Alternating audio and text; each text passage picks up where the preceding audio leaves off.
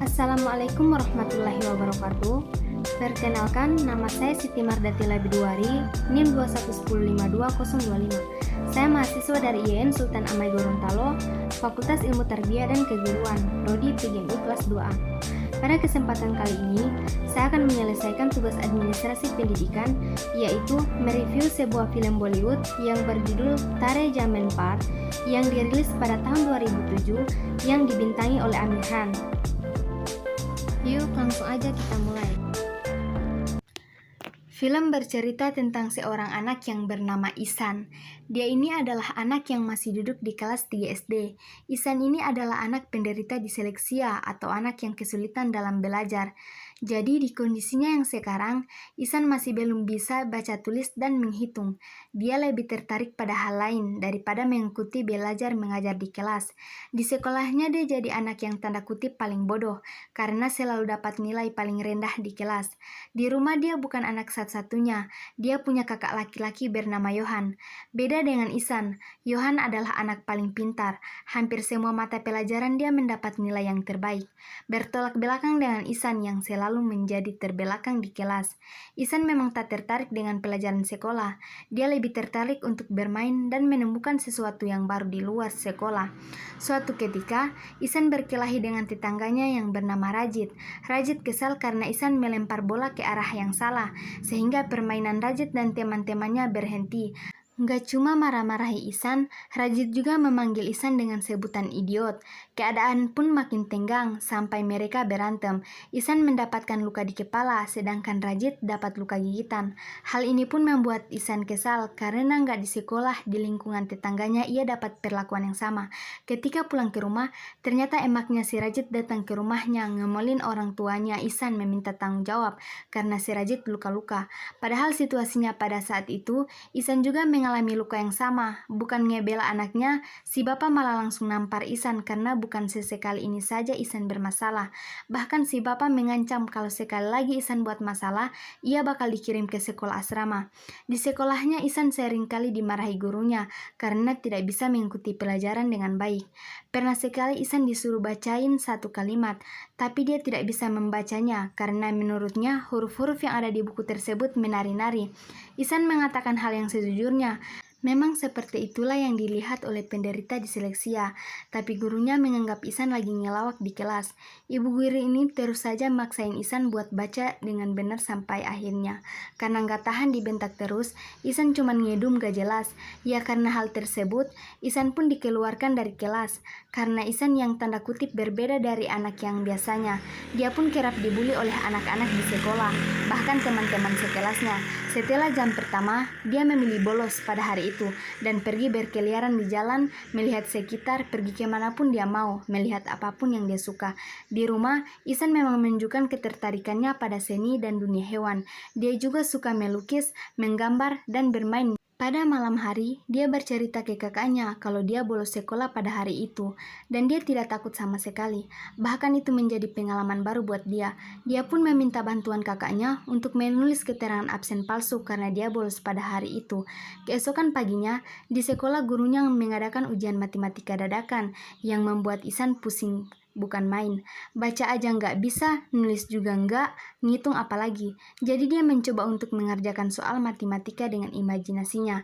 Ihsan pun berhasil menjawab soal nomor 1, tapi imajinasinya untuk satu soal tadi ternyata ngabisin waktu yang lama banget sampai waktunya habis. Dia cuma bisa jawab satu soal, udah gitu jawabannya salah lagi. Pada hari yang lain, ketika di rumah dia ketahuan bolos karena bapaknya menemukan surat izin palsu yang Ihsan gunakan ketika dia bolos. Dia pun dapat amukan lagi dari si bapak. Bahkan di sekolah, mereka dipanggil oleh kepala sekolah dan guru-guru Ihsan. Para guru menjelaskan kepada si bapak dan si ibu betapa bodohnya si Ihsan ketika belajar di kelas. Kepala sekolahnya pun menyarankan untuk memindahkan Ihsan ke sekolah yang lain, karena Ihsan saat ini udah 1 kali nggak naik kelas. Jadi tidak mungkin nggak naik kedua kalinya. Akhirnya terpaksa si bapak berencana mindahin Ihsan ke sekolah asrama. Walaupun Ihsan berusaha untuk menolak hal tersebut dan berjanji akan belajar lebih giat lagi, tapi sia-sia saja karena dia akan tetap dipindahkan ke sana. Mereka sekeluarga pun mengantarkan Ihsan ke sekolah sekaligus tempat tinggal barunya. Dengan berat hati, ibu melepas anak bungsunya untuk hidup sendiri di sekolah asrama. Ihsan pun mulai hidup barunya di sana. Karena belum bisa beradaptasi, Ihsan gak henti-hentinya melamun dan menangis seakan gak percaya dia hidup jauh dari keluarganya. Apalagi dia menganggap bahwa nasib yang dia alami saat ini adalah bentuk hukuman dari orang tuanya karena kenakalannya yang dia buat. Di sekolah barunya itu pun, Ihsan tetap mendapatkan bulian. Dia masih saja dimarahi gurunya karena dia gak bisa belajar seperti anak pada umumnya. Gak ada yang paham sama Ihsan yang memang menderita diseleksia.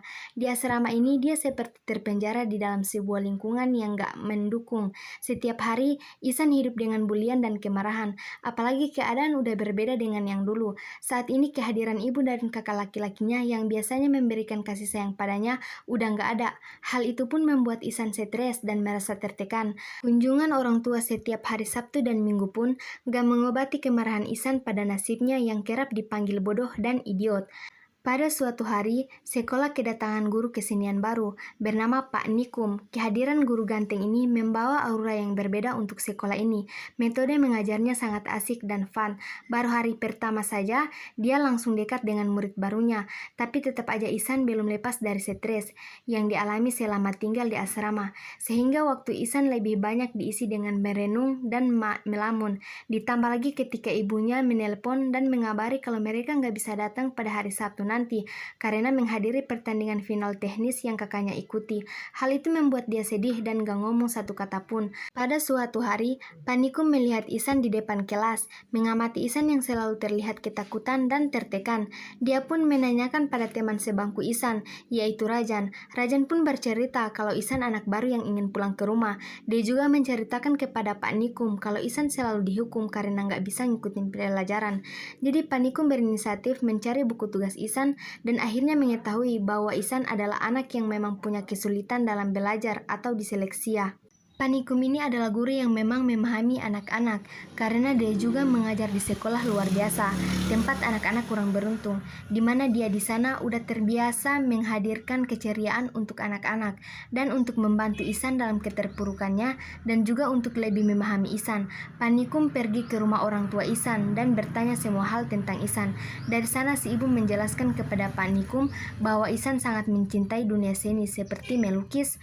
Mengingat Ihsan yang selalu tertekan di sekolah, Panikum pun menanyakan kepada kedua orang tua Ihsan kenapa Ihsan sampai dikirim ke sekolah asrama. Ayahnya hanya menyebutkan keluhan-keluhan yang dia rasakan selama menghadapi Ihsan. Dia nggak tahan, Ihsan nakal lah, malas belajar lah, sering buat masalah, dan lain-lain. Panikum pun mencoba memberikan penjelasan bahwa Ihsan mengalami diseleksia. Panikum juga memperlihatkan pola kesalahan yang sama yang Ihsan lakukan ketika menulis sebuah kata atau kalimat. Panikum menjelaskan bahwa Ihsan sebenarnya cuma butuh support dan butuh waktu. Namun, si bapak malah nggak terima dan tetap menganggap Ihsan adalah anak yang malas untuk belajar dan membandingkan Ihsan dengan kakaknya yang selalu juara kelas. Padahal Panikum udah ngasih tahu kalau Ihsan lebih menonjol di bidang seni seperti melukis dan dia punya bakat yang luar biasa di sana. Tapi si bapak menganggap dengan kemampuan melukisnya, Ihsan gak akan bisa bersaing di dunia luar.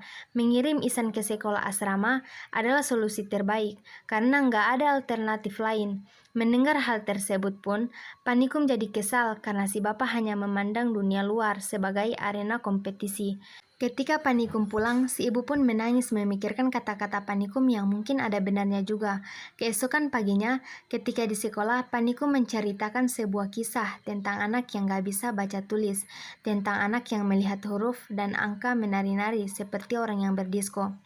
Bahkan ketika dia nggak lulus, semua orang menertawakannya. Kemudian suatu hari, anak itu mengguncang dunia dengan teori yang dia publikasikan. Siapakah dia? Tanya Panikum kepada anak-anak. Isan pun memasang wajah tegang, takut kalau guru ini akan membuli kekurangannya lagi, dan akhirnya menjadi bahan tertawaan teman sekelasnya. Namun ketika Panikum menunjukkan foto Albert Einstein, Isan pun kaget. Ternyata yang lagi Panikum ceritain adalah orang-orang jenius. Selain Albert Einstein, Panikum juga menceritakan tentang Leonardo da Vinci, seorang desainer dan seniman terkenal.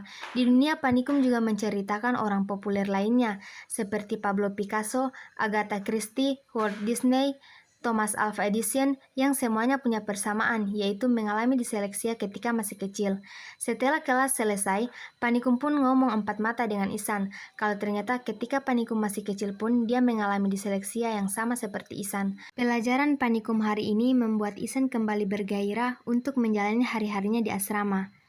Hanya di pelajaran Panikumlah bisa mengekspresikan dirinya berkarya sesuai pikirannya dan mendapatkan apresiasi. Panikum pun sampai menemui kepala sekolah khusus untuk membicarakan tentang Isan.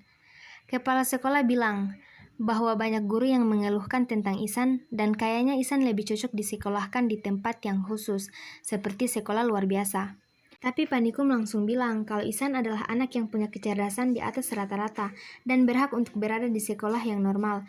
Anak-anak seperti Isan hanya butuh bimbingan dan perhatian lebih. Kepala sekolah pun bilang, gak mungkin para guru mau mengurus satu anak dari 40-an anak dalam satu kelas.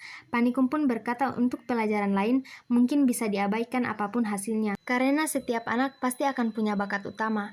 Kemudian Panikum menunjukkan lukisan yang dibuat oleh Isan dan mengusulkan kalau masalah tulis menulis dan mengeja mungkin bisa menyusul. Sebagai solusi Isan bisa dites secara lisan, karena secara lisan ataupun tertulis, pengetahuan tetaplah pengetahuan, dan Panikum akan meluangkan waktunya untuk mengajari baca tulis kepada Isan secara privat. Kepala sekolah pun setuju untuk memberikan kesempatan ini. Isan pun akhirnya dapat guru yang cocok, yang mengerti cara menghargai anak diseleksia seperti dirinya. Isan pun mendapatkan metode pengajaran yang berbeda. Dia pun lebih bersemangat dalam belajar karena bukan kemarahan yang dia dapatkan, tapi keramahan. Panikum yang membantunya dalam mengajar ketertinggalan. Berkat Panikum, kemampuan baca tulisnya pun meningkat dari waktu ke waktu. Suatu hari, ketika lagi ngajar, Panikum kedatangan bapaknya Isan yang kebetulan lewat karena ada bisnis. Maksud si bapak capek-capek nemuin Pak Nikum cuman mau bilang kalau dia dan istrinya udah baca semua artikel tentang diseleksia di internet. Hal itu cuman mau menunjukin kepada Pak Nikum kalau mereka perhatian sama Isan. Ternyata si bapak nggak menangkap maksud dari Pak Nikum waktu nyeramahin dia di rumahnya. Pak Nikum langsung ngasih balasan kelak bahwa kalau mau ngasih anak perhatian nggak cukup dengan cara kayak gitu. Anak kayak Isan juga butuh support. Anak kayak Isan butuh figur orang tua yang selalu bilang sayang kepada anaknya apapun yang terjadi. Anak kayak Isan butuh figur seorang ayah yang setia melindunginya kalau terjadi apa-apa sama dia. So, bapak pun langsung sadar bahwa selama ini dia nggak pernah memberikan kasih sayang kepada Isan selain kemarahan atau pukulan jika Isan nakal. Dia pun pergi meninggalkan ruangan Panikum dengan perasaan malu, apalagi ketika di luar dia melihat Isan ketika dia lagi baca mading. Si bapak nggak bisa nahan air matanya. Pada suatu hari, di asrama tersebut mengadakan lomba melukis. Semua orang boleh ikut, termasuk para guru. Ketika lomba dimulai, Panikum mencari Isan kemana-mana. Tapi sampai lomba dimulai, Isan pun gak kelihatan. Ternyata sebelum acaranya dimulai, saat semua orang masih tidur, Isan bangun paling pagi dan pergi ke kolam, di mana di sana dia mencari inspirasi untuk bahan lomba melukis. Isan pun datang sesaat setelah acara dimulai. Isan memproyeksikan pemandangan yang dia ingat menjadi sebuah lukisan yang luar biasa, mengagumkan banyak orang. Panikum yang melihat lukisan Isan pun kagum sama karyanya. Isan pun juga nggak bisa menahan harunya ketika dia melihat hasil lukisan Panikum. Ternyata modelnya adalah dirinya sendiri, dan pengumuman yang ditunggu-tunggu pun tiba. Kepala sekolah mengumumkan bahwa perlombaan ini dimenangkan oleh Isan, dan hasil karyanya dinobatkan menjadi karya yang terbaik dan akan menjadi sampul buku tahunan. Ketika orang tua Isan datang, saat bagi raport, kepala sekolahnya sendiri yang langsung memberikan buku tahunan tersebut dan mengabarkan jika Isan adalah anak yang spesial dan sekolah itu beruntung memiliki anak murid seperti dia. Orang tua ini juga senang bukan main ketika para guru memberikan lapor kemajuan Isan di beberapa mata pelajaran, khususnya di bidang kesenian. Melihat Ihsan yang kembali bersemangat, ayahnya pun akhirnya menangis juga dan berterima kasih kepada Panikum karena udah membimbing Ihsan sampai punya kemajuan. Ihsan yang mempunyai gaya rambut kayak Panikum pun berpisah dan akan kembali lagi ke sekolah setelah liburan. Pesan film ini kuat banget untuk menunjukkan bahwa memang benar kalau kita mengajari seekor ikan untuk memanjat pohon, maka dia akan menganggap dirinya bodoh seumur hidupnya. Setiap anak memang punya bakat yang unik dan gak mungkin sama dengan anak yang lain. Baik, hanya itu dari saya. Jangan lupa like, comment, and subscribe. Sekian dan terima kasih. Wassalamualaikum warahmatullahi wabarakatuh.